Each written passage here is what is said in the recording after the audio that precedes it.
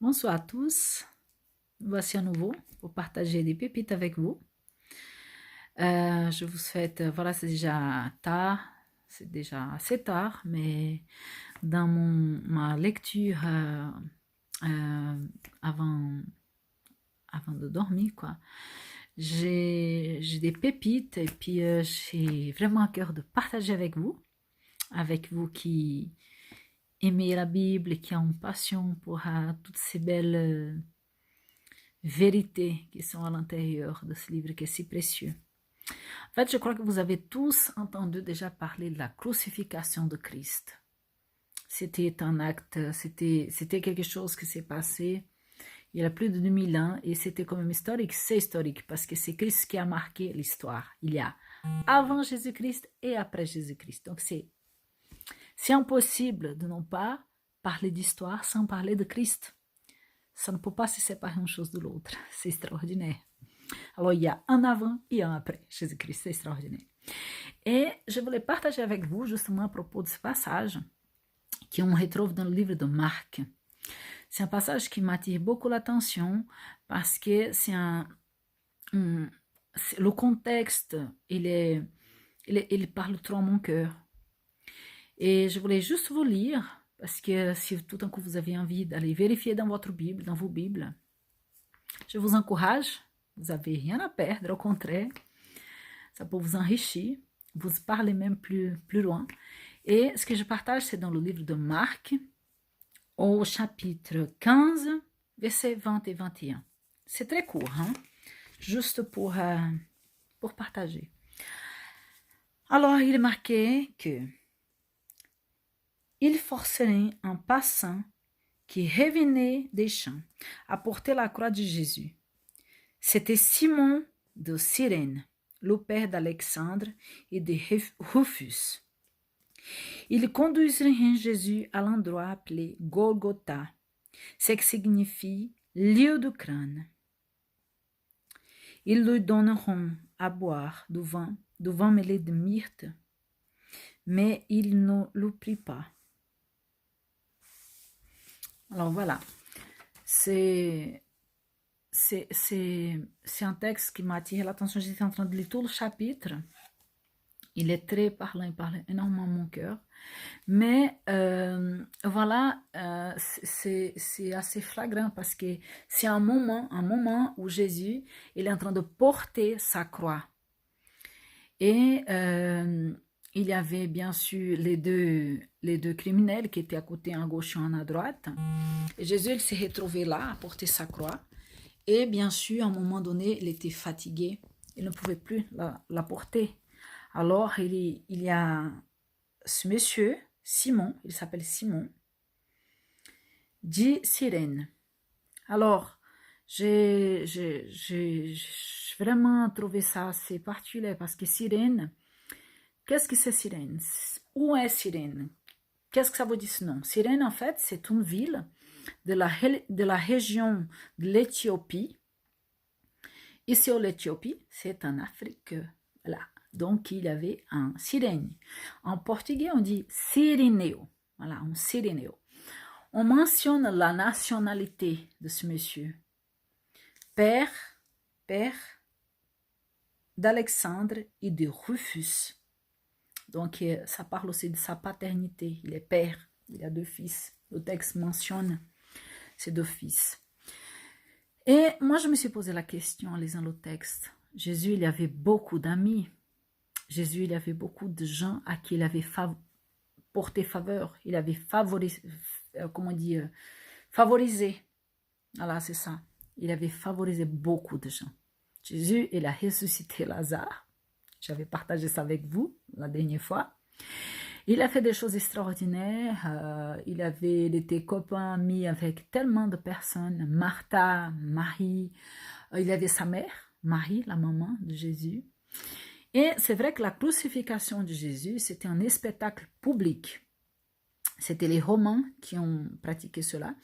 Et c'est vrai qu'à l'époque, comme Jérusalem était sous l'emprise à quelque part aussi de Rome, c'était un spectacle c'était inévitable. Toute la ville savait quand il y avait des crucifixions. Donc, tout le monde était là, les amis et les ennemis aussi, pour voir la crucifixion de Christ. Et je me suis posé la question, au moment de porter la croix, au moment où Jésus il a eu le plus besoin de ses amis, où est-ce qu'ils étaient? Où est-ce qu'il est passé Pierre? Où est-ce qu'il est passé le disciple qui se considérait l'aimé préféré de Jésus, Jean?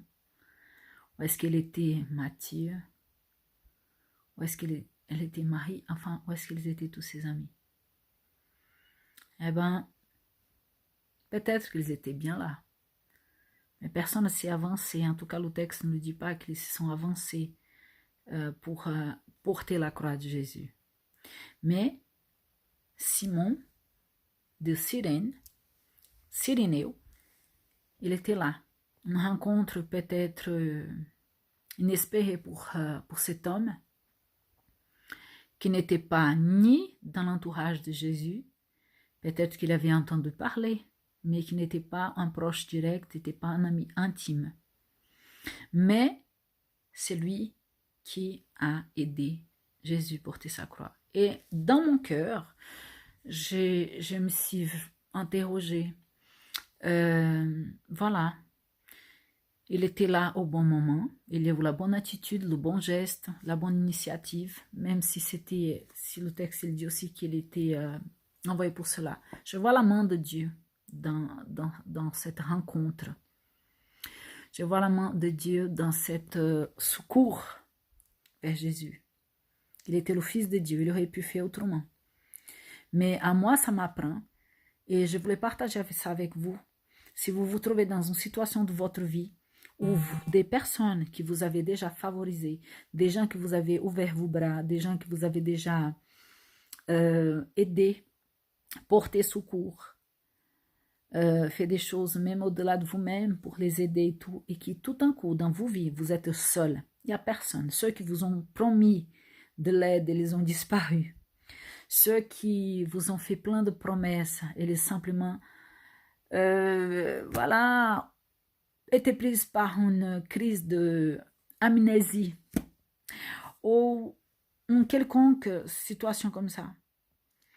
Moi, je voulais vous encourager à travers ces textes, à travers le témoignage de Simon de Cyrène, et vous dire, même si vous êtes seul à porter votre croix, et que c'est lourd, même si ceux qui vous ont promis plein de choses, combien de fois nous avons autour de nous des gens qui sont là pour nous encourager, qui nous disent plein de belles paroles, qui sont, voilà, et tout à coup, lors des problèmes, lors des situations très difficiles, parce que là, Jésus, en conséquence, c'était très difficile, il était Dieu, mais il était aussi homme, il est venu avec ce propos-là aussi, mais c'était des moments très durs, mais Dieu le Père, il envoie quelqu'un qui n'a rien à voir avec le scénario, le contexte, pour l'aider à porter sa croix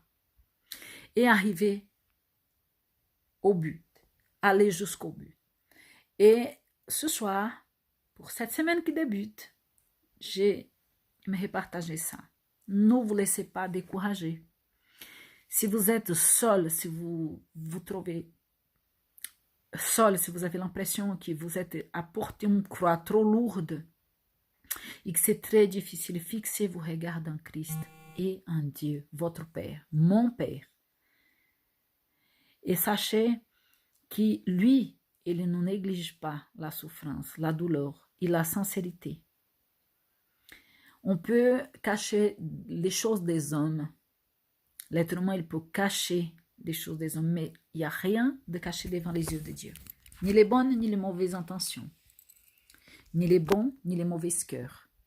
Mais sachez que quoi que soit la situation, Dieu peut placer quelqu'un qui n'a rien à voir avec votre contexte, qui n'a rien à voir avec votre situation, qui n'a rien à voir avec votre famille ou qui n'est pas du tout dans votre entourage, pour venir à votre secours, vous aider à porter votre croix. Parce que Dieu n'a pas de limite, ni géographique, ni... il n'a pas de limite, ni intellectuelle. Enfin, Dieu n'a pas de limite. Il est Dieu, il est souverain sur toutes choses. Si votre famille vous a tourné le dos, si vos amis, si... Enfin, regardez Christ, regardez la croix. Le secours viendra. Le secours viendra. Peut-être pas de là où vous attendez, peut-être pas de vos frères, de ceux qui sont dans votre entourage, qui voient votre souffrance, qui voient vos larmes, minimisent ces larmes. Mais Dieu, il est là. Et il utilise aussi qui il veut, comme il veut. Alors voilà, je crois que tout le monde connaît ce passage, d'une façon directe ou indirecte. Jésus, il était, à un moment donné, à porter sa croix, et c'était dur, c'était difficile. Et l'humiliation, le contexte psychologique, émotionnel, tout ça, et seul, abandonné, les amis disparus, ceux qui ont promis plein de choses, bye, mais papa a envoyé quelqu'un pour le secourir. Je sais que c'est pareil pour nous. Dieu, il envoie toujours quelqu'un. Et souvent, ceux qui ont Satan le moins. Et je vous encourage à garder espoir, à garder vos yeux, votre cœur, à garder en Christ, parce qu'il ne nous laisse jamais tomber. Je vous souhaite une bonne semaine dans la paix, dans la grâce, qui, voilà, la révélation du Saint-Esprit puisse arriver dans vos cœurs et que, justement, que Dieu vous aide à porter votre croix, quoi qu'elle en soit. Jésus, il a dit, celui qui veut venir après moi, qu'il prend sa croix et il me suit. Et chacun a sa croix. Il y a certains qui ont une croix plus légère que d'autres, mais voilà.